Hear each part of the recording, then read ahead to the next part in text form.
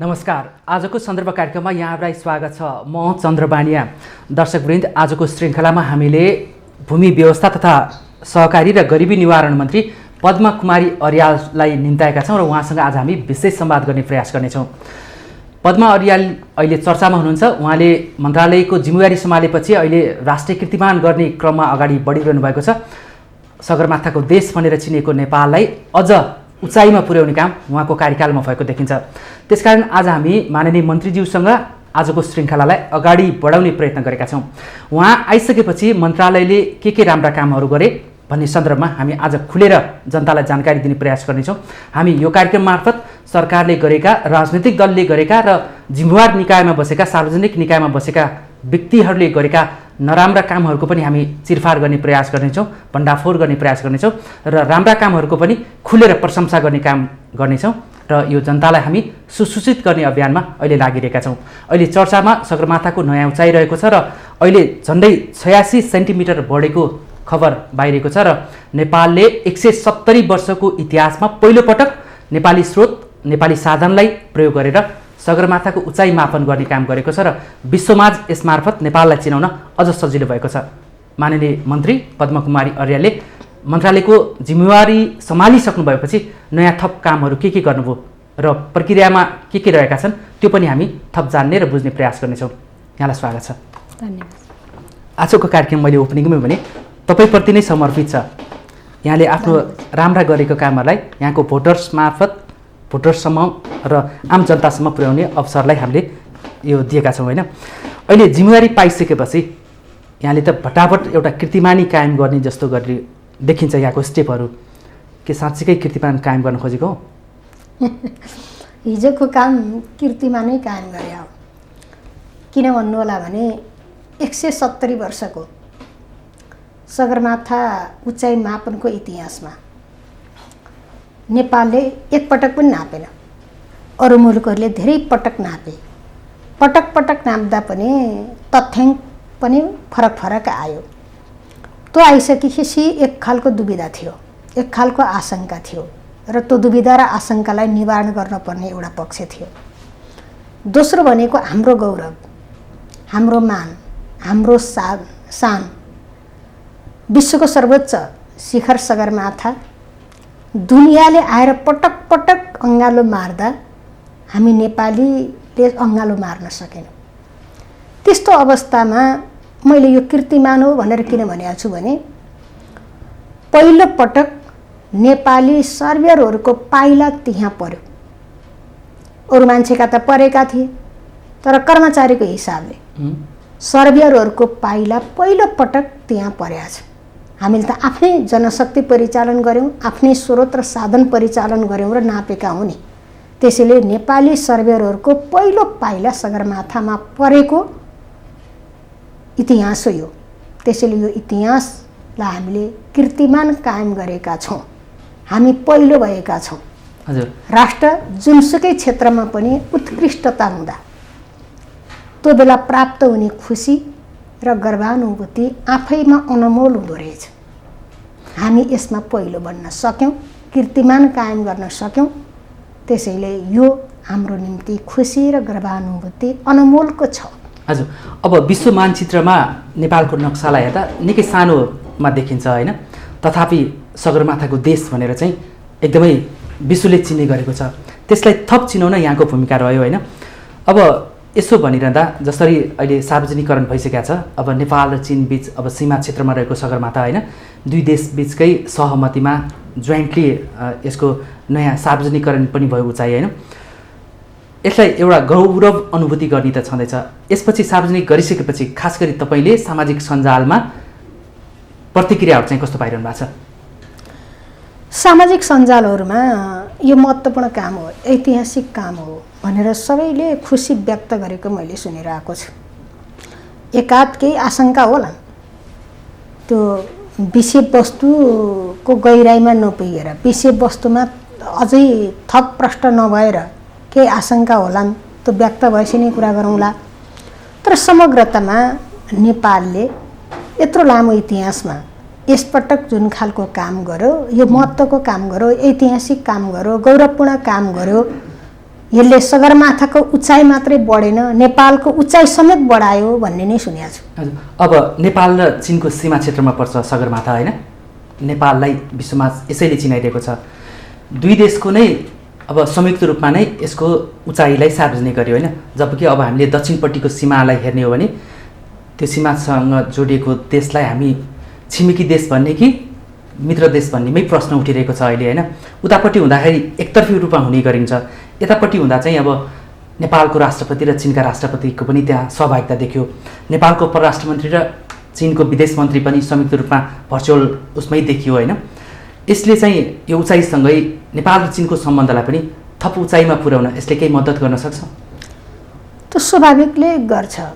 किन गर्छ भने सत्य के हो भन्नु होला भने सगरमाथाको उत्तरतिर फर्केर हेर्दा चाइना छ, सगरमाथाको चुचुरोबाट दक्षिणतर्फ फर्केर हेर्दा नेपाल छ। नेपाल र चाइनाको सीमाको काम पनि त्यसैले गरिरहेछ। यस्तो अवस्थामा हामी दुई छिमेकी मुलुकको काखमा रहेको सगरमाथा, यसको गरिमा, यसको गौरव एक खालको छँदैछ। त्यसैले यस्ता सगरमाथाहरू हाम्रा सम्बन्धलाई स्थापित गर्नको निम्ति सगरमाथा जसरी अटल छ, अमर पनि छ, त्यसै गरी हाम्रा दुई देशका सम्बन्धहरूलाई अटल र अमर राख्नको निम्ति यो सगरमाथा एउटा माध्यम बन्न सक्छ भन्ने मलाई पनि लाग्छ।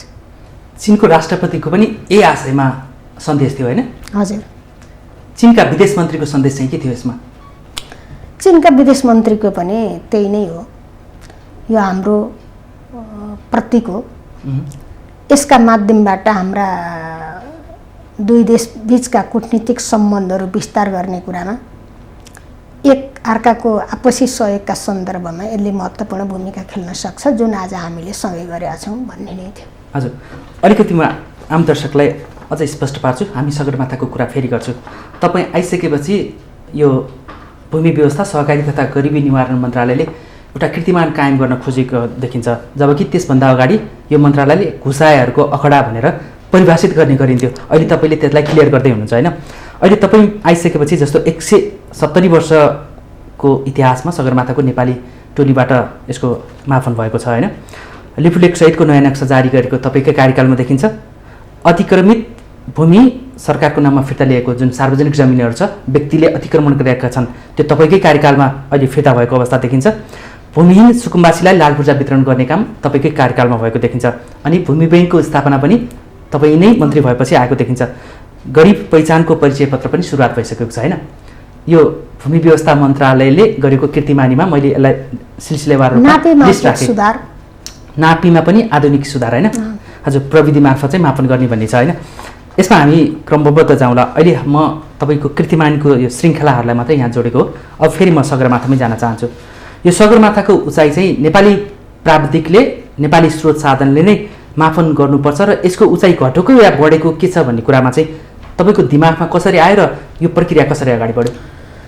यसमा भएको के थियो भने सगरमाथाको उचाइ पटक पटक नाप्दा पनि जुन फरक फरक तथ्याङ्क आयो, आइसकेपछि कुन हो त मान्ने? साँचो कुन हो? एउटाले नाप्यो, एउटा आउँछ, अर्काले नाप्यो, अर्को आउँछ, अर्कोले नाप्यो, अर्को आउँछ, यसले दुविधा प्रकट गर्यो। साँचो कुन हो भन्ने कुरा त समस्या भयो। र सन् 1852मा इन्डियाको सर्वे अफ इन्डिया को सर्वे विभागबाट पहिलोपटक बाहिर आयो, के रिपोर्ट बाहिर आयो भने पिक 15 अथवा 15औं चुली अहिले हामीले जुन सगरमाथा मानेका छौँ त्यो नै हो भन्ने कुरो बाहिर आयो। त्यो आएको पनि आज 66 वर्ष भइसक्यो, 66 वर्ष भयो नि। र यो बिचमा धेरै मुलुकहरूले नापे। त्यसैले यसका सम्बन्धका जुन दुविधा हुन्, यो दुविधालाई निवारण गर्ने सन्दर्भमा एउटा अन्तर्राष्ट्रिय गोष्ठीको आयोजना भइरहँदा नेपालको पक्षबाट छलफल भयो। त्यसमा कोही नापेका मुलुकहरू थिए, कोही ननापेका मुलुकहरू थिए। अब एकपटक नेपालले नाप्छौँ भनेर त्यो अन्तर्राष्ट्रिय गोष्ठीमा कुरा राख्यो। त्यो गोष्ठीमा चाइना पनि थियो, अमेरिका पनि थियो, नेपाल पनि थियो, इन्डिया पनि थियो, जापान पनि थियो, लगायतका केही अरू मुलुकहरू थिए, न्युजिल्यान्ड समेतका केही मुलुकहरू थिए। त्यो भइरहँदाखेरि त्यहाँबाट पास भयो, ल नेपालले नाप्ने भन्दा हुन्छ भन्ने खालको एउटा अन्तर्राष्ट्रिय सहमति त्यहाँ कायम गरियो। त्यहाँ कायम गरिसकेपछि हाम्रो प्राविधिक टिमले नापी विभागको तर्फबाट त्यसका केही प्रारम्भिक अध्ययनका कुरा पनि भइरहेका थिए र म त्यो मन्त्रालयमा 75 साल साउनको 19 गते मैले पदभार ग्रहण गरेँ। पदभार ग्रहण गरिसकेपछि त्यही सालको चैतको 27 गते बुधबारका दिनमा हामीले हाम्रा आन्तरिक तयारीका कामहरू सकेर सगरमाथा शिखरमा चढाउनको निम्ति एउटा टोलीलाई सम्माननीय प्रधानमन्त्रीज्यूको शुभकामना सहित हामीले बिदा गर्यौं। त्यसको 1.5 महिनापछि म सगरमाथा शिविरको आधार शिविरमा गएर सगरमाथाको आधार शिविरमा गएर के छ कसो छ अहिले सन्चो बिसन्चो सोधेर त्यहाँ सञ्चालित तालिमको प्रमाणपत्र प्रदान गरेर फेरि त्यो आधार शिविरबाट पनि मैले शुभकामना दिएर माथि चढाएर म फर्केको थिएँ। र त्यसो भइसके पछाडि ठ्याक्कै त्यही बिचमा सम्माननीय राष्ट्रपति विद्यादेवी भण्डारी चाइना भ्रमणमा जाने सिलसिला आयो र त्यो बेला अब दुई राष्ट्रपतिका बीचमा छलफल चल्दा चाइनाको पनि सगरमाथा मापन गर्ने कार्यक्रम रहेछ, नेपाल सरकारको पनि कार्यक्रम थियो, चाइना सरकारको पनि रहिसकेपछि यसलाई हामीले प्रोसेसिङ गरेर घोषणा गर्ने कुरामा जोइन्ट गरौँ, डेटा सङ्कलन फरक हिसाबले पनि गरौँ भन्ने छलफल चल्यो। यता आएपछि छलफल भयो अनि चाइनाको राष्ट्रपति सी जिनपिङ नेपालको भिजिटमा आउनुभयो। आइसकेपछि उहाँको भिजिटको सन्दर्भमा दुई देश बीचमा जोइन्ट एलाउन्स गर्ने कुरा एग्रिमेन्ट भयो। त्यसैले जतिखेर यो चर्चा दुई देश बीचको यो चर्चा चलिरहेको थियो त्यतिखेर हाम्रो फिल्डमा मान्छे खट्टिसकेको थियो। तसर्थ आज मैले यो प्रसङ्ग किन उठाएको भने मान्छेमा दुविधा छ, यिनीहरू सँगसँगै गएर नापेका हुन् कि भन्ने ढङ्गले पनि केही ठाउँबाट चर्चा भएको छ। सँगसँगै गएर नापेको होइन, हामीले दक्षिणतर्फको भाग नेपालतर्फको भूभागबाट नेपालको टिम गएर डाटा कलेक्सन गर्ने काम गर्यो भने उत्तरतर्फबाट जुन चाइनाको भूभाग हो चाइनाको भूभागतिरबाट गएर अनि चाइनाको टोलीले आफ्नो डाटा कलेक्सन गर्यो। त्यसैले डाटा कलेक्सन फरक समयमा फरक ठाउँबाट हामीले गऱ्यौँ अनि डाटा मिक्स गरेर प्रोसेसिङ गर्ने कुरा हामी जोइन्ट गऱ्यौँ र अनि एउटै अङ्क निकाल्यौँ। त्यो एउटै अङ्क निकालेपछि हिजो हामीले संयुक्त रूपमा चाइनाको तर्फबाट बेजिङमा कार्यक्रम आयोजना गरेर नेपालको तर्फबाट काठमाडौँमा कार्यक्रम आयोजना गरेर हामीले एउटै समयमा फरक ठाउँबाट एउटै उचाइ हामीले घोषणा गऱ्यौँ। त्यसैले यो अलिकति अगाडिदेखि नेपालको सन्दर्भमा छलफल बहस चलेको थियो, योजनामा मन्त्रालयको योजनामा परेको थियो। तर यसलाई छिटो काम सकेर मूर्त रूप दिने, पैसाको व्यवस्थापन गरेर मूर्त रूप दिने कुरामा मैले अलि तदारकताका साथ अगाडि बढाएँ र अनि हिजो हामीले काम सम्पन्न गरेका छौँ। हजुर, भनेपछि सुरुवात अगाडि नै भइसकेको छ, त्यसलाई स्पिड दिने काम तपाईँले गर्नुभयो, चर्चा मात्रै भएको थियो होइन, यसलाई अगाडि बढाउँ भनेर हाम्रो कार्यक्रममा पनि समावेश भएको थियो। अनि पैसा छुट्याएर यसलाई छिटो गति दिने कुरामा मैले पहल कदमी लिएँ। भनेपछि बेजिङ र काठमाडौँबाट संयुक्त रूपमा सगरमाथाको उचाइलाई सार्वजनिक गरियो होइन? यहाँले भन्नुभयो नि नेपाली टिम छुट्टै गएको थियो, चीनको टिम छुट्टै गएको थियो होइन, संयुक्त गएको थिएन। तर त्यो टिमले चाहिँ केही फरक अङ्क निकालिसकेपछि यसरी यसलाई सहमतिमा यो अङ्क यसको उचाइ यति छ भनेर यो 8848.8686 मिटरको चाहिँ जुन 86 सेन्टिमिटर बढेको देखिन्छ, यो पछि जोड्दाखेरि चाहिँ संयुक्त गरेको कि सुरुमा नाप्दै जाँदा प्रक्रियागत प्राविधिक रूपमा चाहिँ नाप्दै जाँदा नै यो यति नै यो अङ्क देखेको हो? नाप्दै जाँदा खास गरेर हाम्रो नेपालको तर्फको कुरा गर्ने हो भने हामीले पहिलो नम्बरमा लेभलिङ गऱ्यौँ। त्यो लेभलिङ गर्ने भनेको हाइट पत्ता लगाउने कुरा हो। कहाँ हो त हाम्रो त भनेर हाइट पत्ता लगाउनको निम्ति लेभलिङको काम पहिलो गरियो। त्यसपछि जिपिएस प्रविधिको प्रयोग गरेर अब्जर्भेसन गऱ्यौँ हामीले। त्यो काम हामी आफै एक्लै गरेका छौँ। अनि डाटालाई हामीले प्रशोधन गऱ्यौँ। डाटा प्रशोधन गर्ने काम गऱ्यौँ। प्रशोधन गरिसकेपछि अनि आयो हाम्रो फेरि त्यो डाटालाई अनि मिक्स गरेर अङ्क के हो भने हाम्रो यताको अनि उताको मिलाएर हामीले जोइन्ट प्रोसेसिङ गरेर अनि एउटै अङ्क निक्ल्यो। यस्तो खालको कुरा हो।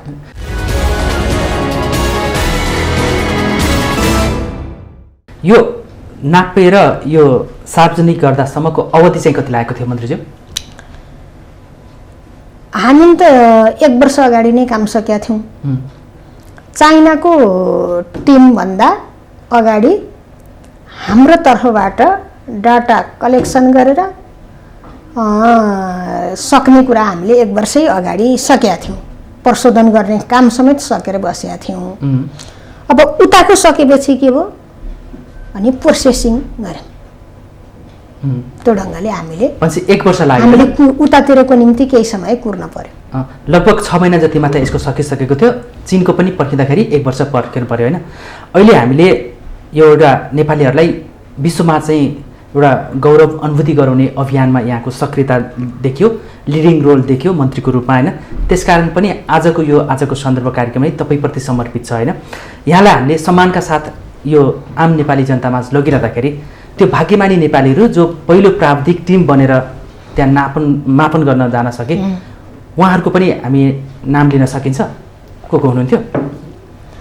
खास गरेर यो सगरमाथा चुचुरोमै पुग्ने नेतृत्व गर्ने नापी विभागको उपसचिव हाम्रो खिमलाल गौतम, जो कास्की घर हो उहाँको। अहिले कास्कीको नापी विभाग उसको कार्यालयको प्रमुख हुनुहुन्छ। हाम्रो कास्की नापी कार्यालयको प्रमुख हुनुहुन्छ। त्यसपछि अर्को भाइ हाम्रो सर्भियर रबिन कार्की उहाँ 2 जना चुचुरोमै पुग्नुभयो। अरू 2 जना तल बसेर प्रक्रिया मिलाउनु भयो। र अत्यन्त स्मरण गरिरहन पर्ने कुरा के छ भन्नु होला भने खिमलाल गौतम जो सगरमाथा चढ्दै हुनुहुन्थ्यो त्यति बेला उहाँको श्रीमती प्रसव पीडाका साथ एउटा विदेशको अस्पतालमा छटपटाइरहनु भएको थियो। त्यस्तो बेलामा पनि उहाँले आफ्नो शरीरलाई हत्केलामा राखेर ज्यानको बाजी थापेर राज्यको कर्तव्य निर्वाह गर्नको निम्ति उहाँ अगाडि बढिरहनु भएको थियो। त्यसैले मैले सदा सर्वदा सम्मान नै गर्दछु। आज होइन, भोलिका दिनमा पनि भविष्यमा पनि उहाँहरूलाई सम्मान गर्न पर्छ। त्यसै गरी रबिन कार्की भाइ सर्भियर उहाँ जतिखेर सगरमाथाको उचाइ मापन गरेर फर्किँदै हुनुहुन्थ्यो। फर्किँदै गर्दा उहाँको अक्सिजन सकियो। अक्सिजन सकिएर लडिरहेको ढुङ्गाको कोप्चेरमा परिरहेको बेला समग्ले टेन्डी शेर्पा त्यही सगरमाथाकै आरोहणको निम्ति गएको बेलामा ठ्याक्क यो त नेपाली जस्तो छ भनेर यसो कोट्याउँदै हेर्दै गर्दा अनि हो चिनेको, टेन्डी शेर्पाले चिनेको कारणले अनि अर्को टिमको अक्सिजन प्रयोग गरेर हामीले मृत्युको मुखबाट उहाँलाई बचाएर हिजो सम्मान गर्नु पाइयो। अब अरू तल बसेर पनि यो अत्यन्त चुनौतीपूर्ण कुराको प्रबन्ध गरिरहनु भएको थियो र खास गरेर यो काममा संलग्न त धेरै हुनुहुन्छ। धेरैको योगदानले हामीले हिजोको दिन प्राप्त गरेको तर अत्यन्त चुनौतीपूर्ण काममा संलग्न हुने हाम्रा 4 जना भाइहरू मैले उहाँहरूलाई सदा सर्वदा सम्झिन चाहन्छु र भविष्यले पनि सम्झिनेछ भन्ने विश्वास दिलाउन चाहन्छु। हजुर, किनभने यो महत्त्वपूर्ण घडीमा ती व्यक्तिहरूको नाम पनि लिँदाखेरि एउटा सम्मान गरेको ठहरिने कारणले नै यहाँ मन्त्रीज्यूकै मुखबाट मैले नाम उच्चारण गर्न चाहेँ। अब ती व्यक्तिहरूको कामले मन्त्री पद्मा अर्याल जो एउटा राजनीतिक व्यक्तित्व हुनुहुन्छ, उहाँलाई सगरमाथाको उचाइ जस्तै नाम नेपाली जनतामाझ लैजाने यसले अवसर प्रदान गरेको छ। यहाँको त्यो तीव्रता काममा लगनताले गर्दाखेरि नेपाललाई विश्वमा अझ बढी सगरमाथाको उचाइ बढेको जस्तै गरी चिनाउनलाई अझ यसले मद्दत गर्नेछ होइन। त्यसकारण पनि हामीले यो सगरमाथाको उचाइको यो नयाँ सङ्ख्यालाई, यो अङ्कलाई हामीले अहिले पटक पटक यो दोहोऱ्याइरहेका छौँ होइन। अब सरसर्ती हेर्दा अहिले यो सगरमाथाको नयाँ उचाइ जसरी 170 वर्षको इतिहासमा नेपाली टिमले, नेपाली नेतृत्वले एउटा मापन गर्यो, त्यो एउटा नेपालीहरू सक्षम छन् है सगरमाथामै गएर मापन गर्न पनि भन्नेमा एउटा देखायो र एउटा नेपाललाई विश्वमा चिनाउने सगरमाथाको हाइट के हो त पछिल्लो अपडेट भन्ने पनि यसले देखाएको छ। यहाँलाई हामी एकदमै बधाई दिन पनि चाहन्छौँ होइन। धन्यवाद। यसपछि फेरि अर्को एउटा तपाईँकै कार्यकालमा, किनभने हामीले यही शीर्षकमा काम गरिरहेका छौँ, भूमि व्यवस्था मन्त्रालयको कीर्तिमान भनेर हामी कुरा गरिरहेका छौँ। यसमा लिडिङ रोलमा तपाईँ हुनुहुन्छ होइन। एउटा स्याङ्जा जस्तो पहाडी जिल्लाबाट निर्वाचित भएर आएको व्यक्ति, स्याङ्जाको 2 नम्बर क्षेत्रबाट होइन। अब पहिलोचोटि निर्वाचित हुनुभयो, पहिलोचोटि नै छलाङ मारिदिनु भयो मन्त्रीको रूपमा।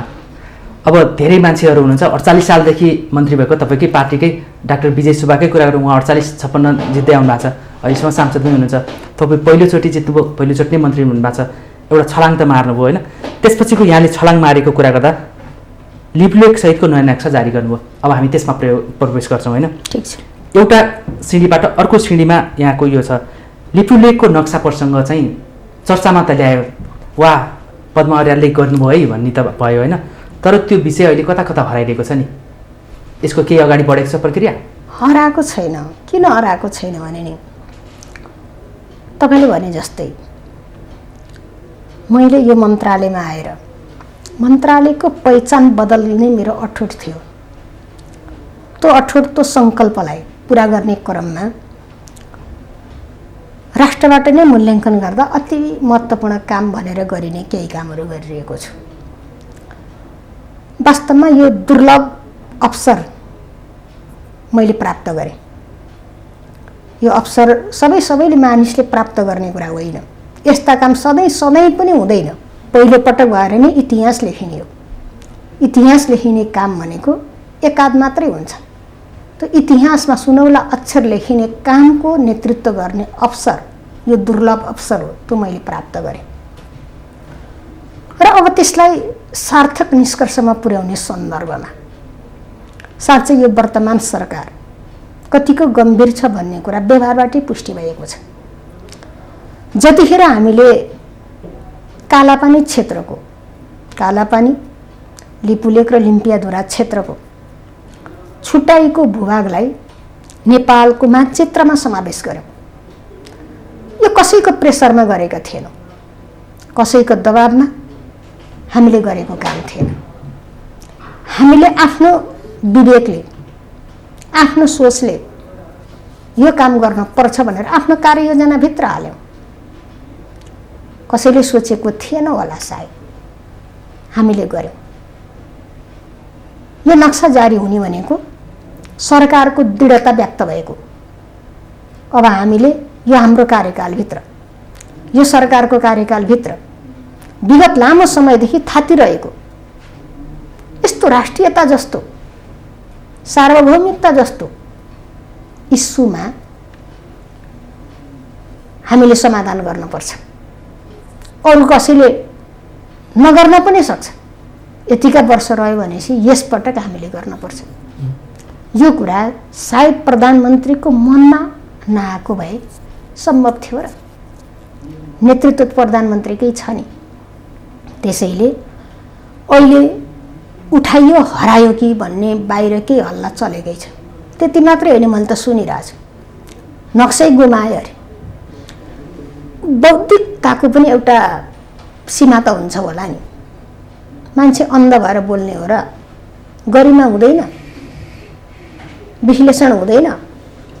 के हो बौद्धिकता भनेको? सरकारले निर्णय गर्यो, हामीले सार्वजनिक गऱ्यौँ, दुनियाँमा डङ्का पिटियो।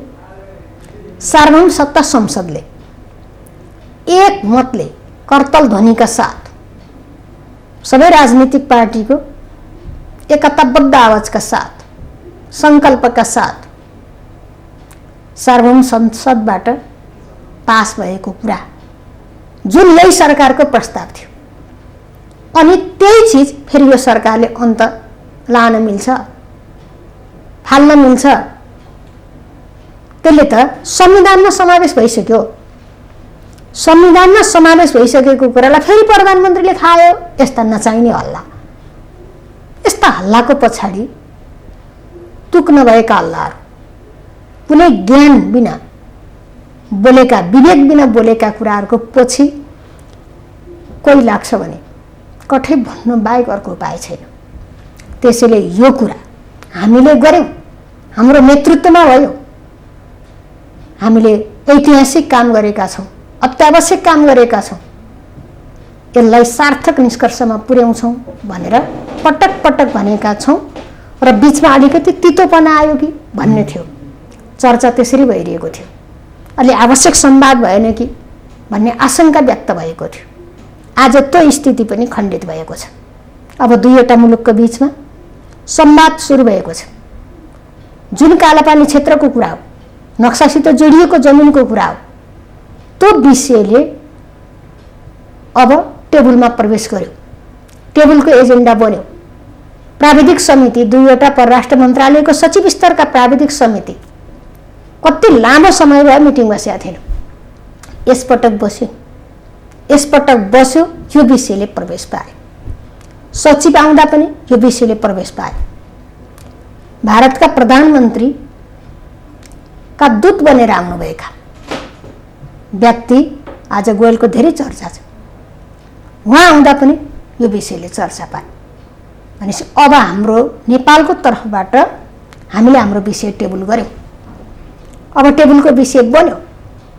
अब दुई पक्ष यस्ता विषयहरू जबकि दुई देश बसेर टुङ्ग्याउन पर्नेछ भनेपछि यति टाइमभित्र केपी ओलीले भनिदिएर हुन्छ र म मन्त्रीले भनिदिएर हुन्छ र परराष्ट्र मन्त्रीले भनेर हुन्छ र हुँदैन। त्यसैले अब दुई देश बीचको वार्ताको संवादको विषयको रूपमा हाम्रो एजेन्डा चढिसकेपछि यसलाई हामीले विगतमा जे भनेका छौँ, वार्ताबाट, संवादबाट, कूटनीतिक माध्यमले हामीले टुङ्ग्याउँछौँ भन्ने छ। प्रधानमन्त्रीको कुरा यो केही गरी म हुँदै भएन भने भोलि नहुन पनि सक्छ। त्यसैले मैले यसलाई टुङ्ग्याउन पर्नेछ। उहाँले धेरै पटक, मैले अन्तर्वार्ता पनि सुनिरहेको छु, व्यक्तिगत भेटघाटमा पनि भनिरहनु भएको छ। त्यसैले यो विषयबाट सरकार आफैले सुरु गरेको कहीँनिर विचलित छैन।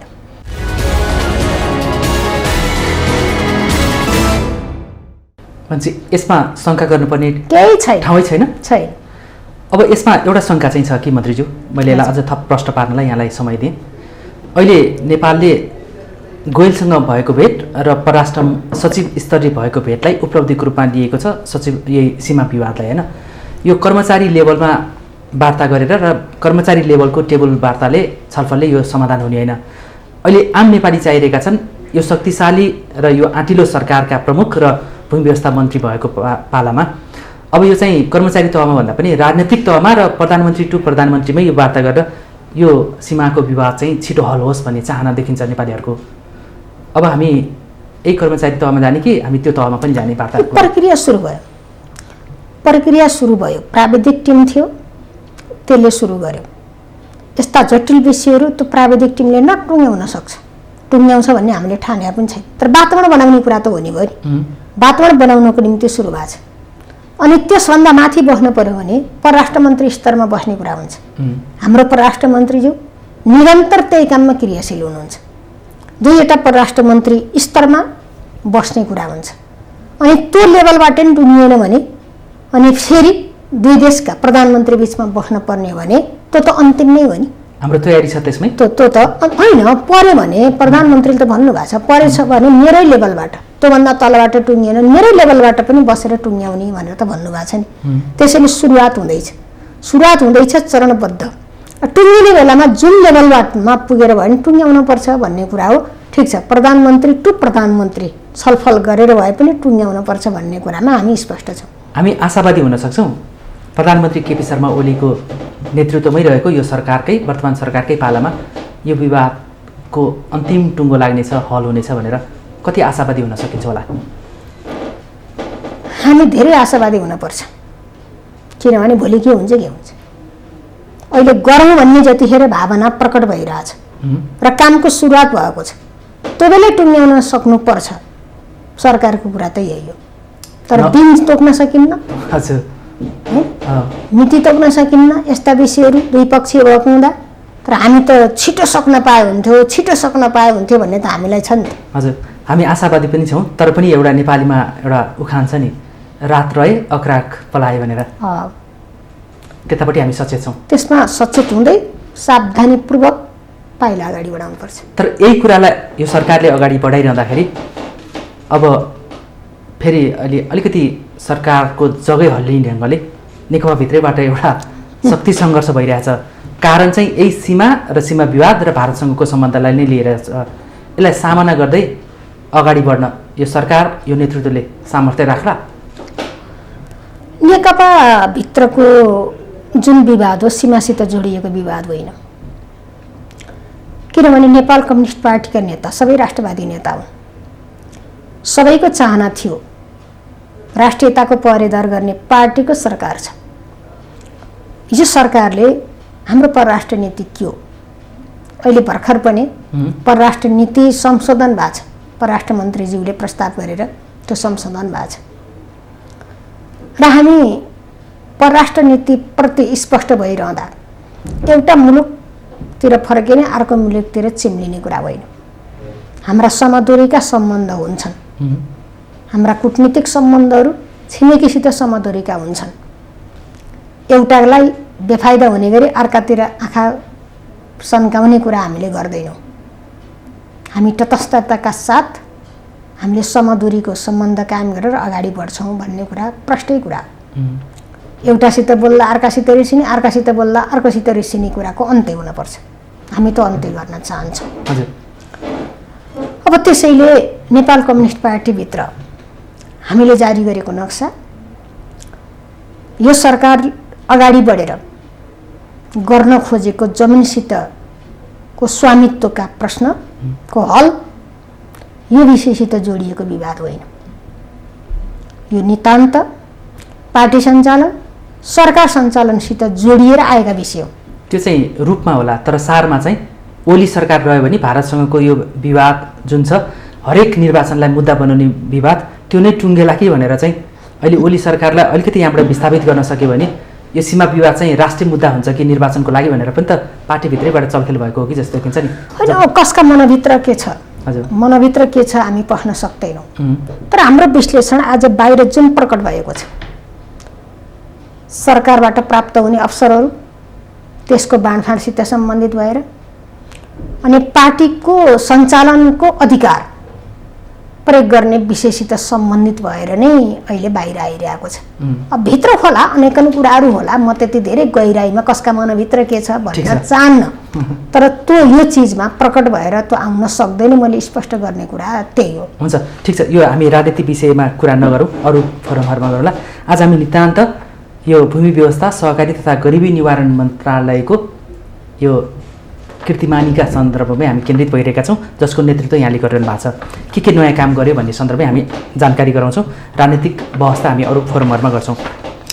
अब लिपुलेकको पनि कुरा भयो। लिम्पियाधुरा, लिपुलेक र कालापानी क्षेत्रलाई समावेश गरेर ल्याएको नक्सा हामी यही सरकारको पालामा पुरा गर्छौँ, यसको समाधान गर्छौँ भनेर यहाँको प्रतिबद्धता पटक पटक आएको छ। हामीले फलोअप पनि गरेका छौँ। यहाँलाई हामी त्यसमा सफलता मिलेर शुभकामना दिन चाहन्छौँ यहाँ मार्फत यो सरकारलाई। अब अलिकति अतिक्रमित सार्वजनिक भूमि जसलाई सरकारले आफ्नो नाममा फिर्ता गरेको कुरामा अलिकति प्रसङ्गमा जाउँ। भूमि व्यवस्था मन्त्रालय आफैमा भन्छौँ हामी, मार्फतमा जाउँ, त्यही यहाँकै मन्त्रालय अन्तर्गत छ होइन। गएकी कर्मचारीले पैसा मागेर घुस मागेर कामै गर्न दिँदैन भनेर सर्वसाधारण एकदमै त्राइमान भएको अवस्था छ। त्यस्तो मन्त्रालयमा सुशासन कायम गर्न र प्रविधि जडित गर्न यहाँ सक्रिय हुनुहुन्छ। अलिकति भनौँ न, अतिक्रमित भूमि सरकारका नाममा कति अहिले फिर्ता ल्याउनु भयो यहाँहरूको कार्यकालमा? हामीले 1000 बिघाभन्दा बेसी फिर्ता गरिसक्यौँ। अब अलिकति समस्या छ। हामी यस्तो अभियानमा निर्ममतापूर्वक आँखामा पट्टी बाँधेर कसिया छौँ। कुन पार्टीको पर्छ, के नामको साथी पर्छ, हामीले कुनै मतलब गरेका छैन। तर समस्या के छ भने अन्य नियमनकारी निकायहरूबाट केही समस्या उत्पन्न भएको छ। विगतमा के थियो भनेर हामीले हेर्दा हामीसितको तथ्य, हामीसितको प्रमाणले विगतमा सरकारी नै हो भनेर प्रमाणित हुने जग्गाहरू अनेकन प्रपञ्चका साथ अनेकन तौर तरिका प्रयोग गरेर व्यक्तिका नाममा लगिया छ, व्यक्तिको नाममा लगिया छ। त्यसैले हामीले सरकारी जग्गा अतिक्रमण भयो भनेर भनेका छौँ। लालपुर चाहिँ भनेको छ। त्यस्ता चिजहरू अनुसन्धान गरेर छानबिन गरेर साबिकको सरकारी हो, अब पनि सरकारी बनाउनु पर्छ, बिचमा व्यक्तिको नाममा अनेकन चलखेलका आधारमा गयो भनेपछि हाम्रा कार्यालयहरू प्रयोग गर्दै, हाम्रा मालपोतहरू, हाम्रा नापीहरू, स्थानीय प्रशासन प्रयोग गर्दै हामीले फिर्ता गरेका जमिनहरू व्यक्तिबाट फेरि फिर्ता गरेर सरकारी कायम गरेका जमिनहरू हामीले लज्जाका साथ भन्नुपर्छ। सम्मानित अदालतहरूले फेरि स्टे गरिदिएर व्यक्तिकै हुनुपर्छ भन्ने जस्ता घटना पनि घटेका छ। मैले यो कतिपय हामीले चाहेर मात्रै पनि हुँदो रहेछ। हामी एक ढङ्गले गएका छौँ अनि अरू विभिन्न खालका निकायहरू फेरि फरक ढङ्गले प्रस्तुत भइदिँदा अलिकति समस्या पनि खडा भएको छ। राज्यको निम्ति अरबौं सम्पत्ति हामीले जोगाएका छौँ, अरबौं सम्पत्ति जम्मा गरिदिएका छौँ, अझ धेरै ल्याउन छ। त्यसैले यस्ता विषयहरूमा त सबै एकसाथमा उभिएर सबै एकमत भएर लाग्दिए हुन्थ्यो नि राज्यलाई फाइदा हुने कुरा त। किन एउटा व्यक्ति मान्छेका पछि कुद्छन् मान्छेहरू, किन थोरै छेडी फाइदा हेर्छन् मान्छेहरू, एउटा यो अचम्म लाग्छ। यस्ता चिजहरूले कहिलेकाहीँ कता कता कस्तो कस्तो नमिठो लाग्ने, आफू एक ढङ्गले अगाडि बढाए चारकाल ढाक्का ढुङ्गा राखेर ठेस लगाइदिने काम गर्ने कुराले नमज्जा त हुन्छ। तर हामी यो अभियान जारी छ, हामी यो अभियान जारी छ। जति सक्छौँ हामी यो पीडितका विरुद्धमा लड्छौँ र राज्यको सम्पत्तिको संरक्षण गर्छौँ। हजुर, यसमा ठोस प्रतिबद्धता आएको छ। यसमा मैले क्रस क्वेसन सोधिनँ। अर्को, हामीसँग 10-8 मिनट मात्रै बाँकी भएर छोटो छोटो म उत्तर चाहन्छु। अर्को, यहाँकै अर्को कीर्तिमानी कामको कुरा गर्दाखेरि भूमिहीन सुकुम्बासीलाई लाल पूर्जा वितरणको पनि सुरु गर्नुभयो। हुन त यो विगतको सरकारले पनि गरेको छ। यसपटक चाहिँ कतिलाई लाल पूर्जा वितरण गरियो? हामीले वितरण गरिसकेका छैनौँ, वितरणको निम्ति तयारी गरेका छौँ। अहिले स्थानीय तहसित हाम्रो कार्य सम्पादन सम्झौता भइरहेछ। हामीले फर्स्टमा गर्ने पालिकाहरू यति भनेर पहिचान गरेर हामीले यो सालै केही पालिकाको काम सक्ने गरी अहिले कार्य सम्पादन सम्झौता भइरहेछ। आज 2 नम्बर प्रदेशको थियो, मै जाने कुरा थियो, अलि अस्वस्थ भएर म जान सकिनँ र क्यान्सल गरेँ। त्यसै गरी यो महिनाभित्र सबै प्रदेशमा सक्ने गरी तयारी भएको छ र पहिचान गर्ने र सत्यापन गर्ने काम हामीले स्थानीय तहलाई भनेका छौँ। किनभने व्यथिति भयो कि भएन, दिनपर्ने मान्छे हो कि होइन तँलाई तलै थाहा हुन्छ नि। अघिल्लो कार्यकालमा एउटा विवाद आयो नि, यहाँकै पार्टीका नेताहरूकै नाम पनि बुझ्यो। सम्पन्न भएका, नेतृत्वमा रहेका र जग्गा जमिन भएका पार्टीकै नेताहरूको नाम पनि सुकुम्बासीको लिस्टमा आएर उनीहरूले पनि सरकारले दिने भूमिमा उनीहरूको हात परेको भनेर पनि आएको थियो। यतापट्टि चाहिँ यो सरकार, यहाँ मन्त्री हुनुहुन्छ, कति सचेत हुनुहुन्छ? त्यो विषयमा हामी निकै सचेत छौँ। निकै सचेत भएर हामीले मिसयुज नहुने गरी एउटा प्रविधिकै विकास गरेर, सफ्टवेयरकै विकास गरेर हामीले पहिचानको काममा पनि अन्त कति जग्गा जमिन छ, कहाँ छ, के छ, त्यो पत्ता लगाउन सक्ने चिज हामीले यन्त्र निर्माण गरिसकेका छौँ। त्यो सफ्टवेयरले हामीलाई पत्ता लगाइदिन्छ। एउटा आइडिया दिने बित्तिकै कहाँ कति छ भन्ने कुरा देखिन्छ। त्यसैले अन्त जमिन भएको मान्छेले सुकुम्बासीको सुविधा प्राप्त गर्न सक्दैन सरकारको। यहाँले यो भनेको चाहिँ यो लाइडर प्रविधि अहिले जमिनमा प्रयोग गर्नुभएको छ? लाइडर त हाम्रो गत साल कोभिडको कारणले हामीले काम गर्न सकेनौँ, यो साल तयारीमै छ।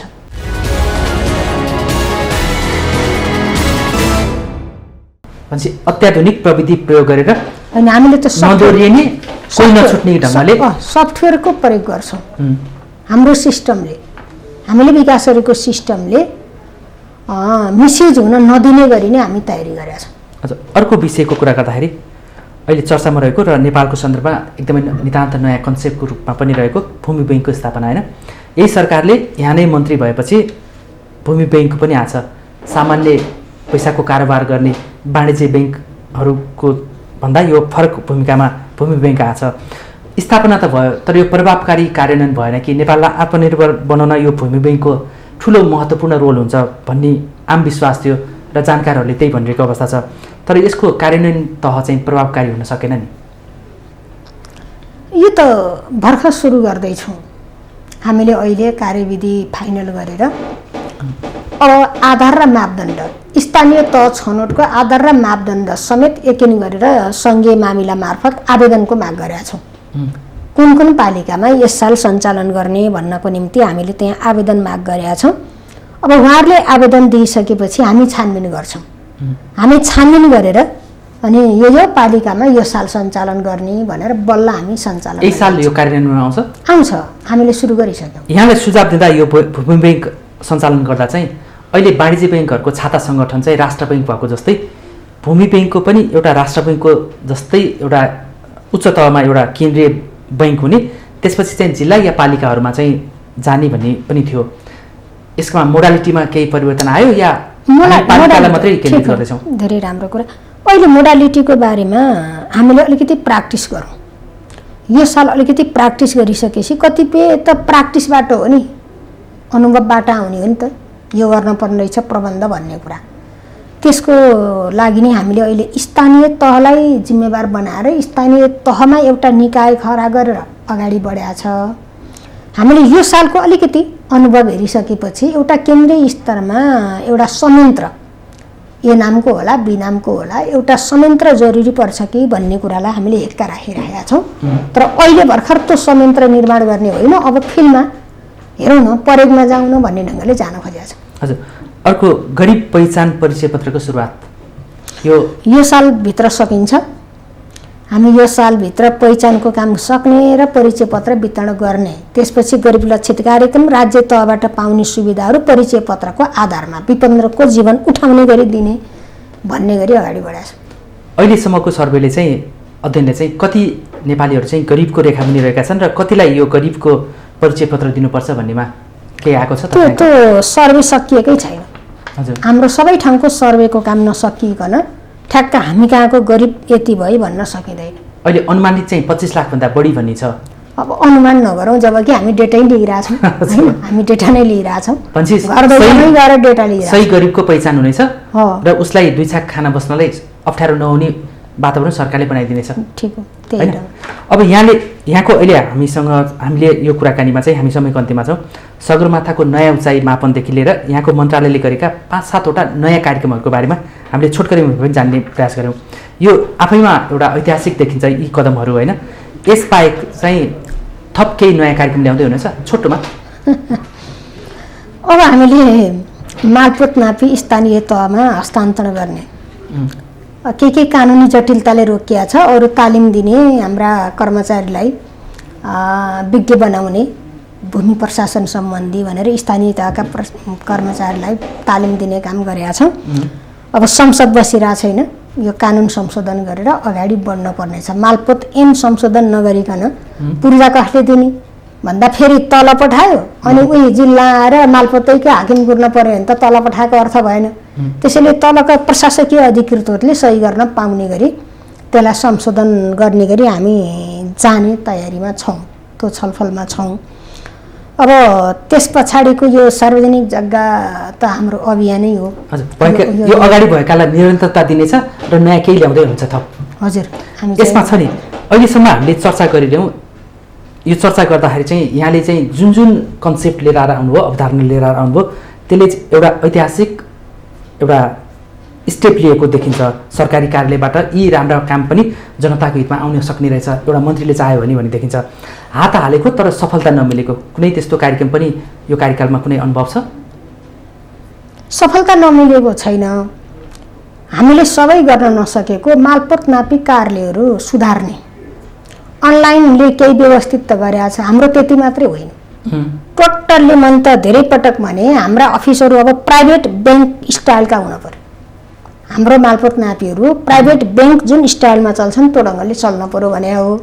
तर हामीलाई के भयो भने नि एउटा कुरो सबै हाम्रा स्पिडमा हिँड्ने कुरा पनि हुँदो रहेछ। दोस्रो कुरा भनेको वर्षौँदेखिका ती कागजपत्र छन् नि हो तिनको व्यवस्थापन गर्न, तिनको स्क्यानिङ गर्न र तिनलाई डिजिटाइज गर्न नै धेरै टाइम लाग्दो रहेछ क्या। फेरि हाम्रा प्रोसेसले खान्छ नि समय त, त्यो कारणले ढिलो भएको छ। मैले आजका दिनसम्म यसलाई सब क्लियर गरिसक्ने भन्ने मेरो सोच थियो। म 2 वर्षमा यसलाई सक्छु भन्ने नै थियो। त्यसमा मैले जति ठाउँमा गरेँ त्यसले राम्रो प्रभाव दिएको छ, धेरै राम्रो मेसेज गएको छ र हामी उत्साहित पनि छौँ। तर सबै ठाउँमा हामीले गर्न सकेका छैनौँ। हजुर, यो अब हुँदै जाला होइन। जस्तो अहिले सरसर्ती यहाँलाई हेर्दाखेरि चाहिँ हाम्रो प्रधानमन्त्री सम्माननीय प्रधानमन्त्री केपी शर्मा ओलीज्यू पनि नयाँ के गरौँ भनेर उहाँ पनि धेरै नयाँ योजनाहरू ल्याइरहनुहुन्छ। अहिले तपाईँको पनि उस्तै कन्सेप्ट देखिन्छ। हुन त उमेर समूहमा तपाईँहरू धेरै अन्तर हुनुहुन्छ होइन। त्यो उहाँको सोच अनुसार तपाईँ अगाडि बढिरहनु भएको छ कि तपाईँ चाहिँ राजनीतिक पृष्ठभूमिबाट आएको उसमा चाहिँ यो चाहिँ आवश्यक रहेछ भनेर चाहिँ आफ्नै स्वविवेकले चाहिँ यी कदमहरूलाई अगाडि बढाइरहनु भएको छ? आफ्नो मन्त्रालय सञ्चालन गर्नको निम्ति आफ्ना सृजनशीलताहरू प्रयोग गर्ने, आफ्ना मौलिकताहरू प्रयोग गर्ने, नवीन कामहरूलाई थालनी गर्ने र आम जनतालाई फाइदा हुने, मेसेज पनि प्रवाह गर्ने खालका कामका योजना त सम्बन्धित मन्त्रीले बनाउनु पर्ने हुन्छ। सबै मन्त्रालयको प्रधानमन्त्रीले सोच बनाइदिनु पर्ने भने मन्त्रीहरू किन चाहियो र भन्ने प्रश्न उठ्छ। त्यसैले अलिकति आफूले चिन्तन मनन गरेर केही नयाँ सोचहरू होइन, केही नयाँ योजनाहरू लिएर गएपछि सम्माननीय प्रधानमन्त्रीज्यूले ह्याप्पीका साथ सहयोग गर्ने अनि समन्वय गरिदिने, हौसला प्रेरणा गरिदिने, प्रदान गरिदिने यो काम उहाँले गर्नुभएको छ। त्यसैले जे काम गरिन्छ सम्माननीय प्रधानमन्त्रीसँग सल्लाह गरेर उहाँसितको समन्वयमा नै हामी अगाडि बढ्छौँ। हजुर, उहाँको निर्देशन हजुर उहाँको निर्देशनलाई पालना गर्छौँ। प्रधानमन्त्रीले सुरुमा मन्त्रीमण्डल विस्तार गर्दाखेरि पद्मा अर्यालको नाम आउन साथै यो अनुहार नयाँ भनेर खासै मान्छेले त्यति अनुमान गरेका थिएनन्। कति क्यापासिटीको छ, कति स्पिड लिन सक्छ काममा भन्नेमा होइन। अहिले यहाँको यो कार्यकालमा चाहिँ धेरै कामहरू अग्रगामी र इतिहास रच्ने खालका छन्। यी इतिहास रच्ने कामले यहाँलाई चाहिँ एउटा साहसिक महिलाको नाममा नेपालको इतिहासमा मन्त्रीहरूको सूचीमा रहेका नाममा चाहिँ एउटा दर्ज हुने अवसर पनि मिल्न लागेको जस्तो देखिन्छ होइन। यहाँका आगामी दिनहरू अझ सफल हुन्, एउटा साहसिक महिलाको नाममा चाहिँ इतिहास दर्ज गर्नुहोला। यहाँलाई हामी शुभकामना दिन चाहन्छौँ। हस्, धन्यवाद। आदरणीय दर्शकवृन्द, आजको श्रृङ्खलामा आज हामीले भूमि व्यवस्था, सहकारी तथा गरिबी निवारण मन्त्री पद्मा अर्यालसँग विशेष संवाद गऱ्यौँ र उहाँले मन्त्रालयको जिम्मेवारी पाइसकेपछि, नेतृत्व हासिल गरिसकेपछि सगरमाथाको नयाँ उचाइ मापन लगायत विभिन्न महत्त्वपूर्ण कामहरू गरेको सन्दर्भमा हामीले छोटकरीमा भए पनि आम दर्शकलाई जान्ने र बुझ्ने अवसर प्रदान गऱ्यौँ। यिनै संवादको साथ आजको यो विशेष संवादमा अतिथि बनिदिनु भएकोमा मन्त्री पद्मा अर्याललाई विशेष धन्यवाद दिँदै आजको श्रृङ्खलाबाट म चन्द्र बानिया बिदा हुन्छु। सत्य, तथ्य र निष्पक्ष समाचारको लागि माउन्टेन टेलिभिजन हेर्दै रहनुहोला। नमस्कार।